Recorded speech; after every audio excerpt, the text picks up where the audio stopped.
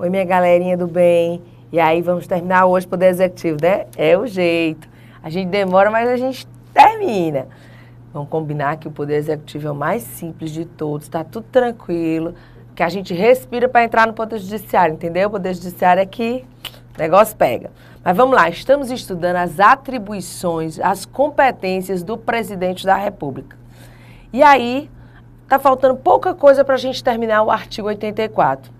Especialmente agora porque nós vamos falar do Conselho da República e do Conselho de Defesa Nacional.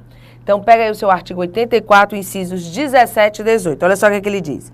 Compete privativamente ao presidente nomear membros do Conselho da República, mas isso você já sabia, nos termos do artigo 89, inciso 7. E também convocar e presidir tanto o Conselho da República e o Conselho de Defesa Nacional. Malu, onde é que estão esses conselhos? Bem aqui, ó.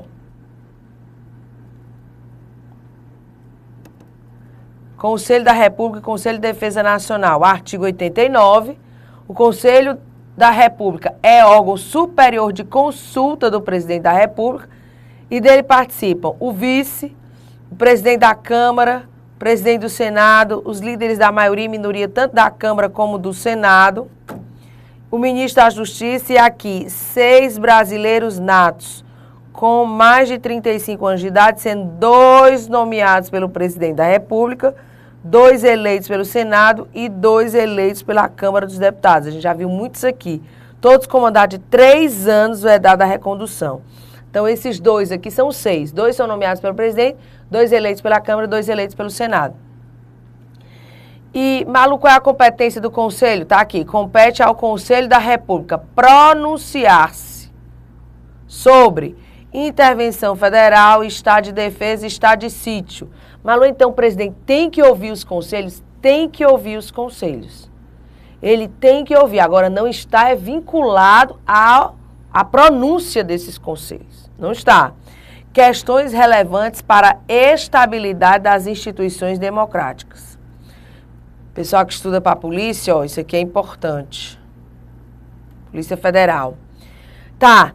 O presidente, e esse parágrafo primeiro já caiu em prova e muita gente errou. O presidente da República poderá convocar ministros de Estado para participar de reunião do Conselho, quando constar da pauta questão relacionada com o respectivo ministério.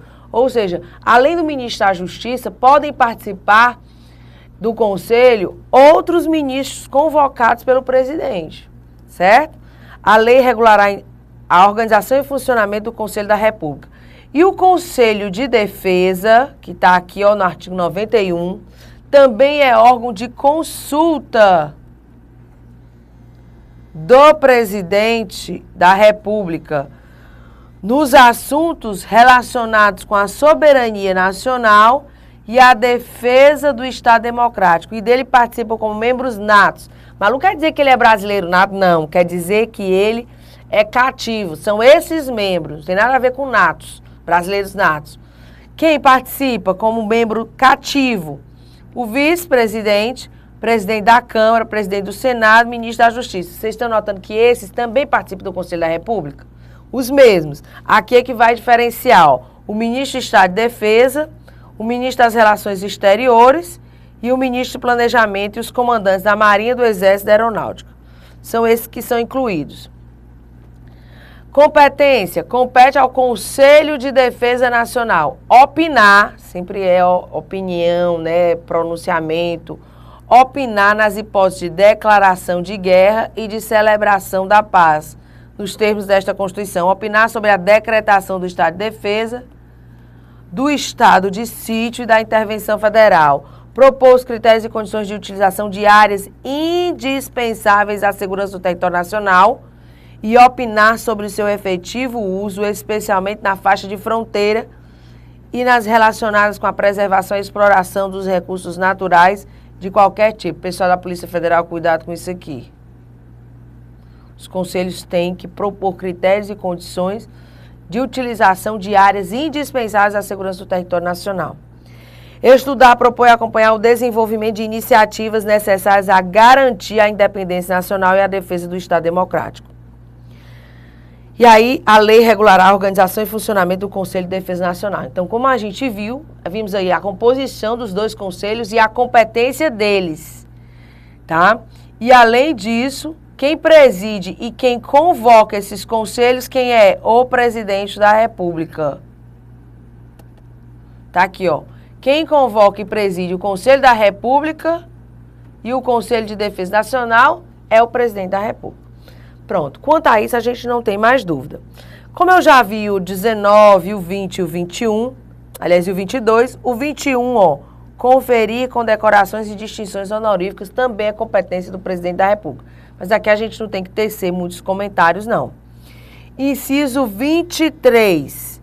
Enviar ao Congresso Nacional o Plano Plurianual, o projeto de lei de diretrizes orçamentárias e as propostas de orçamento previstas nesta Constituição.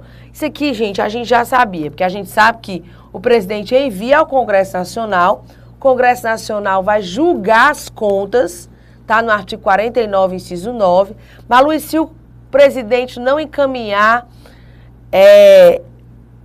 aliás, desculpa, não estou falando do 23, é o 24 que eu vou falar. Esquece que eu falei até agora, isso aqui é a competência privativa do presidente de iniciar o projeto de lei orçamentária. Toda matéria orçamentária da União é privativa do presidente, tá? Então, ó, tá aqui. Enviar ao Congresso Nacional o plano plurianual, o projeto de diretrizes orçamentárias e as propostas orçamentárias que é a LOA. Agora, aqui, que é o que eu vou falar, prestar anualmente ao Congresso Nacional, dentro de 60 dias após a abertura da sessão legislativa, as contas referentes ao exercício anterior. Como assim, Malu? Quem julga as contas do presidente é o Congresso Nacional. A gente viu lá no 49, inciso 9, que compete exclusivamente ao Congresso julgar as contas do presidente referentes ao ano anterior. Agora, se ele não encaminhar prestar essas contas, o que é que vai acontecer? A Câmara dos Deputados, 51, inciso 2, vai proceder à tomada de contas. Malu, e quem é que emite um parecer sobre essas contas? O TCU. Tá lá no artigo 71, inciso 1, tá? Então, isso aí a gente já estudou. Só estude o 24 junto com esses dispositivos, o 49, inciso 9, o 51, inciso 2 e o 71, inciso 1. Também compete privativamente ao presidente prover e extinguir os cargos públicos federais na forma da lei. Sempre estuda com o inciso 6, a linha B, tá? Por quê, Malu? Porque lá tem dizendo que compete privativamente ao presidente dispor mediante decreto sobre a extinção de cargos públicos federais quando vagos. Aqui, ó, prover e extinguir os cargos públicos federais, mas na forma da lei. E aqui é prover e extinguir. Lá é extinguir cargos públicos federais quando vagos por decreto. Então é diferente. E o inciso 26 e o 27 já vimos. Pegadinha que eu não aguento mais. O CESP não gosta desse parágrafo único, não. Ele ama de paixão. Olha só. O presidente da República poderá delegar as atribuições mencionadas no inciso 6, 12 e 25. Detalhe, o 25 é só a primeira parte. A quem? Aos ministros de Estado, ao Procurador-Geral da República ou Advogado-Geral da União, que observarão os limites traçados nas respectivas delegações. O que é para você memorizar aqui? A quem ele delega? Quem é que ele delega? Ao ministro de Estado, ao Procurador-Geral da República e o Advogado-Geral da União. Decora assim, ó, ME, PGR e AGU. É a quem ele delega. E agora você tem que memorizar o que pode ser delegado. Aí você vê o inciso 6, que é o decreto autônomo.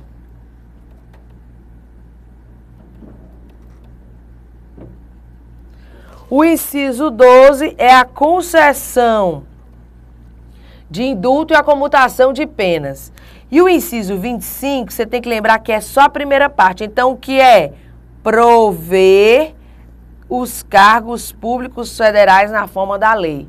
Malu, então, ele não pode delegar a extinção de cargos públicos federais na forma da lei? Não pode. Ele só pode delegar o prover. Aí a pessoa diz, mas ele não pode delegar nenhuma extinção de cargos públicos? Pode. Quando? Ele não pode delegar o inciso 6? E o inciso 6 não é justamente dispor mediante decreto sobre a extinção de cargos públicos quando vagos? Olha aí, menina organizadora pode sambar na sua cabeça. Essa é a realidade. Então, o que é que você tem que ter em mente? Ele não pode delegar a extinção de cargos públicos federais na forma da lei, de acordo com o 25. Aliás, de acordo com o parágrafo único do 84. Agora, de acordo também com o parágrafo único 84, ele não pode delegar o 6, então o 6 é a extinção de cargos públicos quando vagos por decreto. Aí ele pode delegar. Morra, né? Malu, e ele pode delegar ou prover cargos públicos federais na forma da lei. Pode, porque está aí no 25. Aliás, no parágrafo único. 25, só a primeira parte. Ah, entendi. Agora olha o detalhe. Poderia o presidente delegar o desprovimento de cargos públicos federais na forma da lei? Olha aí, agora eu peguei você. Desprover cargos públicos federais na forma da lei pode ser delegado ao ministro de Estado? Aí você, vixe, a extinção não pode. O prover pode. Agora ela quer saber o desprover? Olha aqui, minha gente. A jurisprudência do STF, aqui nesse mandado de segurança 25.518, aqui ó, tô marcando para você. Presidente da República, competência para prover cargos públicos, artigo 84, inciso 25, primeira parte, que abranja a de desprovê-los, a qual, portanto, é susceptível de delegação a ministro de Estado. Aí ele botou validade da portaria do ministro de Estado que, no uso de sua competência delegada, aplicou a pena de demissão ao impetrante. Porque, gente, olha só, prover e desprover, o cargo continua existindo. Ele só foi o quê? Demitido do cargo. Quando você extingue o cargo, ele deixa de existir. Então, o que é que o STF entendeu? Que pode ser delegado o prover e o desprover cargos públicos federais na forma da lei. O que não pode é a extinção de cargos públicos federais na forma da lei. Fechou. Fechou aí todo o entendimento do STF sobre o tema. E a gente passa para resolver questões, é lógico. Então, vamos lá. Botando aqui, não atrapalha não. Vamos lá. Questão número 3, agora. Linda e maravilhosa. Lei federal, além de instituir o valor do salário mínimo, olha só, lei federal, para o ano de 2012 e a política de sua valorização para o período de 2013 a 2017, prevendo os índices oficiais para sua correção, atribuiu ao presidente da República a competência para aplicar anualmente esses índices para reajuste e aumento e divulgar mediante decreto o novo valor do salário mínimo. Quem não notou, durante esse período o salário mínimo está sendo aumentado por decreto. Por quê? Porque a própria lei federal disse que nos anos posteriores o salário mínimo, obedecendo os índices estabelecidos nessa lei federal, ia ser aumentado por decreto do presidente. Não precisaria passar pelo processo legislativo. Com base nessa situação hipotética e na jurisprudência do STF, assinale a opção correta. O decreto presidencial previsto na lei é meramente declaratório do valor do salário mínimo a ser reajustado, segundo os índices estabelecidos na norma, não tendo a capacidade de inovar na ordem jurídica. É exatamente isso. O decreto presidencial previsto na lei é meramente declaratório. Por quê? Porque tudo já foi previsto na lei.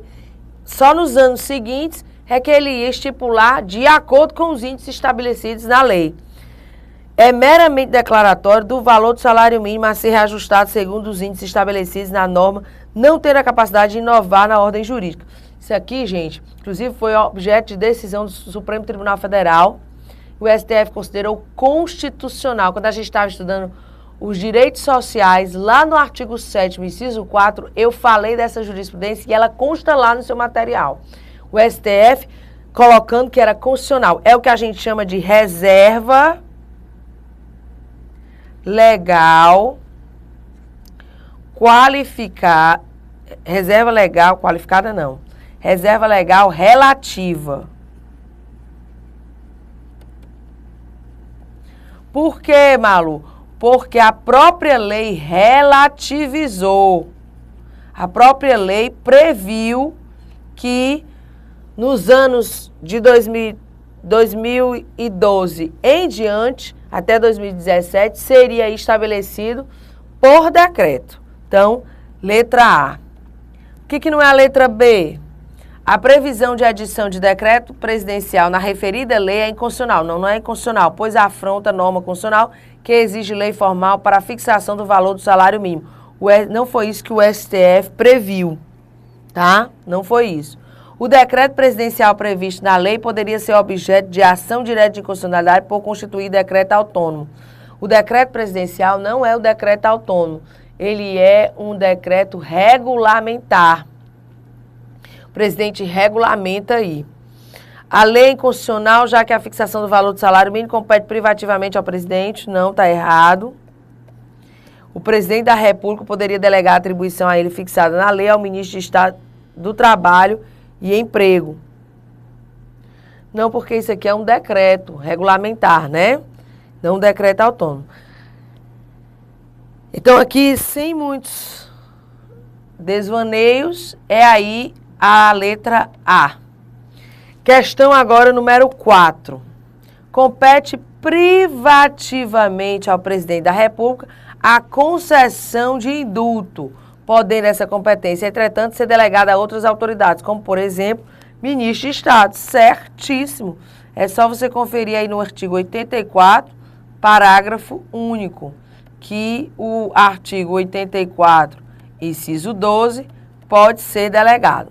Então, certo o item. Questão número 5.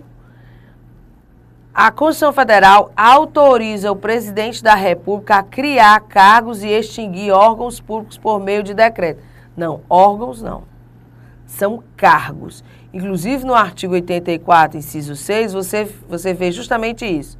Compete privativamente ao presidente, por decreto, organização do funcionamento da administração pública quando não implicar a criação de órgãos nem o aumento de despesa. Então, órgão, gente, está lá no artigo 88. Só se cria e se extingue por lei. Por isso o item está errado. Aqui eu não esqueci de colocar, não, coloquei, tá certo. Vem para a questão agora número 6. Olha só. Compete privativamente ao presidente da República conceder indulto, certo, e anistia. Não, anistia está errado. Malu não pode. Não, anistia é por lei. Aí você vem, ó, pega aí na sua Constituição para lembrar isso, o artigo 48 da sua Constituição. Olha só o que é que ele diz aqui. Cabe ao Congresso Nacional, com a sanção do presidente da República, não exigida esta para o especificado nos artigos 49, 51 e 52, dispor sobre todas as matérias de competência da União, especialmente sobre, olha o inciso 8, concessão de anistia. Então, você vai colocar aqui, ó, 48, inciso 8, concessão de anistia. Compete privativamente? Não, o presidente vai iniciar o processo legislativo, né? Mas quem compete é o Congresso Nacional com a sanção do presidente, tá? Errado, mas isso aqui dá para dar uma emocionada, viu? Com certeza dá. Vamos aí para a questão agora número 7. O presidente da República, mediante decreto, tá na moda em decreto, delegou aos ministros de Estado e ao advogado-geral da União a competência para, após processo administrativo disciplinar, aplicar a pena de demissão a servidor público federal. Olha só a história da desprover, né? Do desprover. O presidente da República, mediante decreto, delegou aos ministros de Estado e advogado-geral da União a competência para, após o processo administrativo, aplicar a penalidade de demissão ao servidor público federal. Com referência a essa situação hipotética e com base na jurisprudência do Supremo Tribunal Federal, assinale a opção correta. Sem dúvida, o referido decreto está de acordo com a Constituição Federal, pois a possibilidade de delegação de competência para prover cargos públicos federais abrange também a competência para demitir o servidor público. Essa é a resposta que foi a jurisprudência que a gente leu aí no parágrafo único do 84. Então, decreto citado violou a Constituição? Não.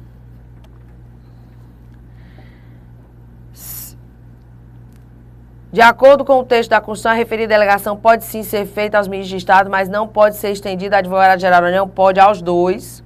Na verdade, pode aos três, né? O ME, AGU e PGR. As competências conferidas pelo texto da Constituição Federal ao presidente da República são indelegáveis, motivo porque o decreto em apreço é inconstitucional. Não. Existem competências que podem ser delegadas, considerando que na hipótese em tela o presidente da República agiu como chefe de Estado, a referida delegação não poderia ocorrer no âmbito estadual do governador para os secretários estaduais. Não, ele age como chefe de governo, tá? Essa delegação.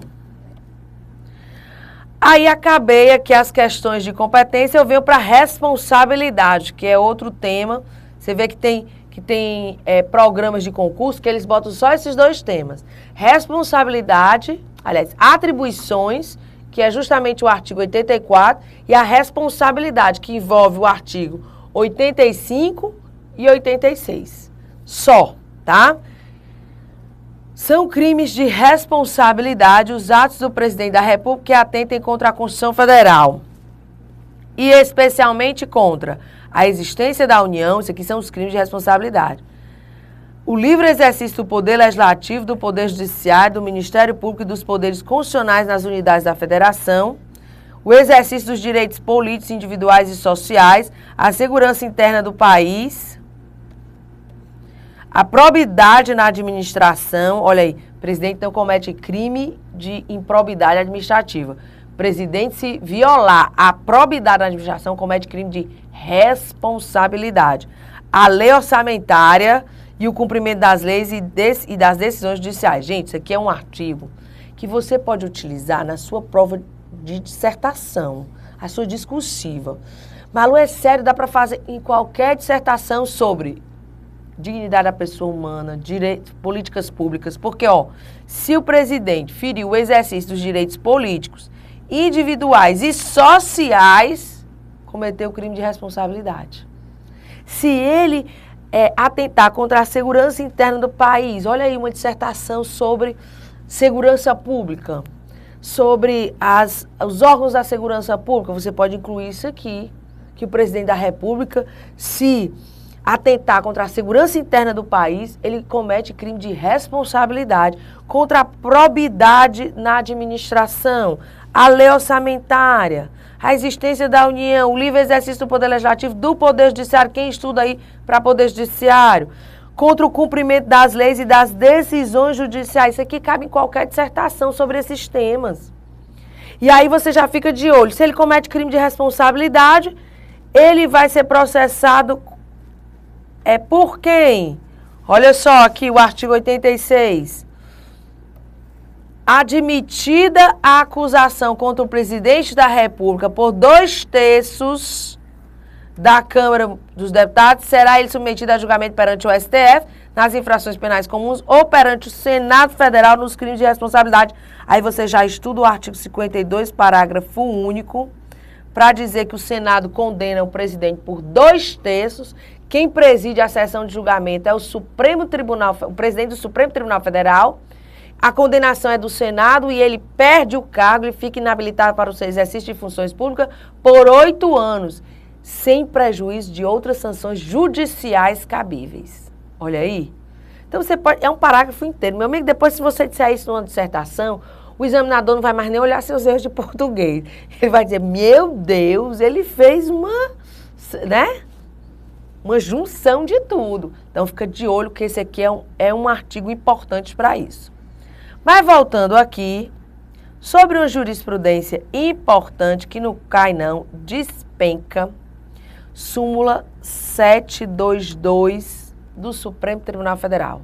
São da competência legislativa da União a definição dos crimes de responsabilidade e o estabelecimento das respectivas normas de processo e julgamento. Gente, crime de responsabilidade é competência privativa da União para legislar.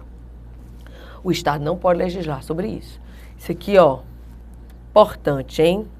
Aqui é só para dizer, ó, improbidade administrativa, crimes de responsabilidade. Os atos de improbidade administrativa são tipificados como crime de responsabilidade, delito de caráter político-administrativo, tá? Então, ó, o presidente, se ele cometer um crime contra a probidade administrativa, é crime de responsabilidade, regido por essa lei 1079 de 50, e não pela lei de improbidade administrativa. Tá aqui, eu já botei toda a jurisprudência para vocês. E vindo para o artigo 86, a gente sabe que é assim. A Câmara faz aí a sua admissibilidade do processo, seja por crime comum ou seja por crime de responsabilidade. A gente viu isso no artigo 51, inciso 1. Olha as coisas se unindo aqui, né? A Câmara autoriza, aí o presidente é julgado por crime comum no STF e por crime de responsabilidade no Senado Federal. Tudo feito, isso aqui a gente já sabia. Aqui, ó, para dizer que a competência do STF é em relação a qualquer crime. Essa jurisprudênciazinha, ó, a competência do STF é de direito estrito e decorre da Constituição, que a restringe aos casos enumerados no artigo 102, inciso. Malu, se for contravenção, se for crime doloso contra a vida, tudo é no STF. Falou em crime, contravenção, leva para lá. Agora, a circunstância de o presidente da República estar sujeito à jurisdição da Corte para os efeitos criminais e mandados de segurança não desloca para esta o exercício da competência originária em relação às demais ações propostas contra a ato da referida autoridade. Por exemplo, ação civil pública, ação popular, aí não é competência do STF. Por quê, Malu? Porque a competência do STF é restrita ao que está previsto no 102, inciso 1, o inciso 1 e 2. Não tem uma competência abrangente. Como não há previsão de prerrogativa de foro para as ações civis, só para as ações criminais, aí essa competência não vai lá para o STF. E vai para onde? Regra, juiz de primeiro grau, tá? Ação popular e ação civil pública, juiz de primeiro grau, mesmo que seja contra o presidente da República. Aí vem aqui para o parágrafo 1º. O presidente ficará suspenso de suas funções em que situações? Nas infrações penais comuns, se recebida a denúncia ou a queixa-crime pelo STF. Nos crimes de responsabilidade, após a instauração do processo pelo Senado. Após a instauração do processo pelo Senado Federal. Então, se liga, gente. Aqui você tem que memorizar o momento em que ele vai estar suspenso. Se for no Senado Federal, após instaurado o processo. Se for no STF, é uma denúncia ou queixa-crime, após recebida a denúncia ou a queixa-crime. Então, se liga não só quem julga, mas também em que momento o presidente vai ficar suspenso de suas funções. Malu, ele vai ficar suspenso ad eterno? Não. Olha aqui o que é que diz o parágrafo 2º. Se decorrido o prazo de 180 dias e o julgamento não estiver concluído, cessará o afastamento do presidente sem prejuízo do regular prosseguimento do processo. 180 dias. E aí o processo continua, mas ele volta a exercer as suas funções. Os parágrafos 3º e 4º são imunidades presidenciais. Não cabe para governador. Malu vai caber para prefeito? Olha, não cabe para governador, quiçá, né? Caberá para prefeito. Enquanto não sobrevier sentença condenatória, e aí tem que ter transitado em julgado, embora aqui não diga, nas infrações comuns, só nas infrações comuns, o presidente da República não estará sujeito à prisão. Isso aqui é prisão processual, ele não estará sujeito à prisão, tá? Isso só nas infrações comuns. O presidente da República, na vigência de seu mandato, não pode ser responsabilizado por atos estranhos ao exercício de suas funções. Malu, eu nunca entendi isso. Muito simples. O presidente da República manda matar seu afé, crime passional, né? Não tem nenhuma relação com as suas funções. Aí ele vai ser processado só quando acabar o mandato. Só quando acabar o mandato. Agora, se ele cometer um homicídio doloso contra o seu concorrente político, por exemplo, e aí tinha relação com as suas funções, aí ele vai ser processado durante o mandato. É só isso. Não tem a ver com crime de responsabilidade ou crime comum, porque crime de responsabilidade sempre vai ter relação com as suas funções. Aqui ele está falando do crime comum. O presidente da República, na vigência do seu mandato, durante o seu mandato, não pode ser responsabilizado por atos estranhos ao exercício de suas funções. Cometeu um crime comum. Ele vai analisar, tem relação com as suas funções ou não tem relação com as suas funções? Se não tiver, ele só será processado quando terminar o mandato. Malu, suspenso, e durante esse período, vai correr a prescrição? Não, estará suspensa a prescrição. Coloquei aqui para vocês a jurisprudência. Ó. Os governadores de estado que dispõem de prerrogativo de foro em razão do MUNUS, perante o STJ, estão permanentemente sujeitos, uma vez obtida a necessária licença respectiva da Assembleia Legislativa, a processo penal condenatório, ainda que as infrações penais a ele imputadas sejam estranhas ao exercício de suas funções governamentais. A imunidade do chefe de Estado à persecução penal deriva de cláusula constitucional exorbitante do direito comum e, por traduzir consequência derrogatória do postulado republicano, só pode ser otorgado pela própria Constituição Federal. Por isso que não cabe para a governador essa imunidade. Chamada de imunidade penal relativa, né? Aí ele continua aqui a jurisprudência. Questões agora, né? Não vai dar tempo agora não, né? Não vai dar não, não vai dar não. Aí, então, a gente acaba o vídeo, eu pensei que ia acabar aqui, né? Mas não teve jeito. Vamos pro próximo, que é executivo. Beijo grande.